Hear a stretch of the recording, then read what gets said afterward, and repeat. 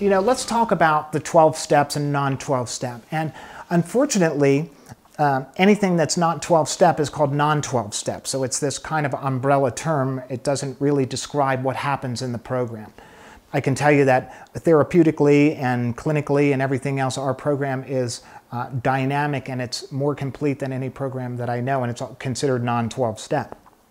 I think the important thing about the 12 steps is to understand about a non-12 step. First of all, we're not anti-12 step.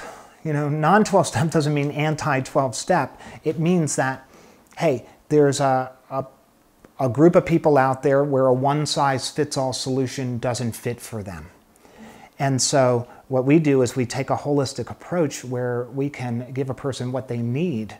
So we're actually all about the 12 steps for whoever that would help. The beautiful thing about the 12 steps, they're free. You don't need a program to go through 12 steps. They're free. In any city USA, you can go to a 12-step meeting. It costs you $1, and if you don't have $1, it's free. So we're all about that if that's what works for people.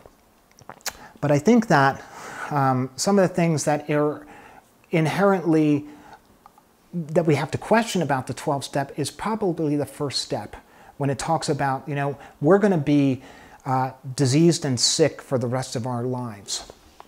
And actually, when we look at neuroplasticity, when I say, hey, my name is Dean and I'm a blank, if that's a disempowering thing, like I'm an alcoholic, I'm actually reinforcing neural networks that I may not want to reinforce. So we talk about actually moving beyond that people can get better, that they can actually be cured of addiction, that they can be healed from addiction. And that's where we deviate from the 12-step model primarily. But as we get into the higher steps, interestingly enough, step 11 talks specifically about prayer and meditation. And I can tell you, I've been to a lot of treatment centers and not one of them taught me how to do either of them, and we teach people both. And I think the real thing to focus on is the 12th step.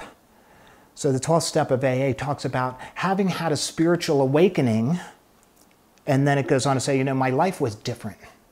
And so that to me sounds like the finish line. Something happened. I had a spiritual awakening. I was one way, and now I'm different, and my life reflects that. So that becomes the finish line. How we have a spiritual awakening feels less important than actually having one.